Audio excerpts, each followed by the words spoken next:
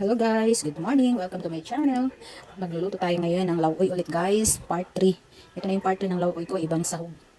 Ang ginawa ko guys, meron kaming tirang puro buto ng baboy. And 2 piraso lang naman yan. So, napakalaki ng buto niya. Kaya, ganun ang naisip ko na maglauoy ako na gagamitin ko yung 2 buto ng baboy. So, ito yun ang guys, oh. Kunti na lang yung laman. Napakalaki ng buto na binili ko.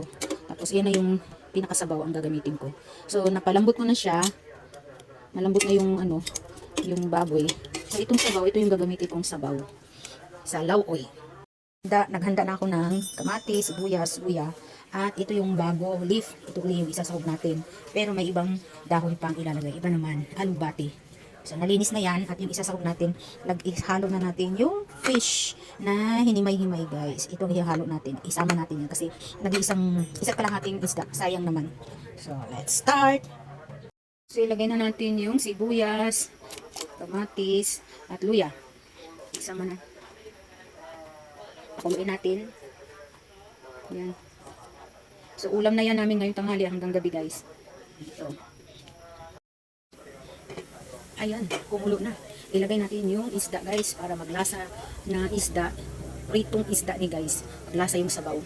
Tapos lasang baboy din siya guys. Ayan. Sarap nito kasi pinaghalong lasang baboy at isda. Tapos timplahan natin ng alam niyo na ang magic syrup na magpapalasa talaga ang magic syrup guys. Ayan. Kunti lang muna baka umalat. And then halo-haloin. Halo-haloin natin. Tapos tikman natin kung okay na ba yung lasa. Medyo tabang. Dagdagan pa ng konti.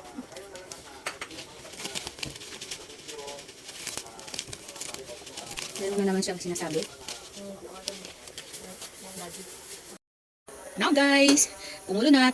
Tama na yung timpla. Lagay na natin ang bago leaf guys. Ito yung ewan ko kung nakakain na kayo ng bago leaf guys, pero masarap ito guys. Napakasarap nito guys, itong dahon na to. Green leafy. Pagsabayin na natin sila ng maraming gulay talaga guys. At yung alugbati, pagsasamahin ko na sila guys.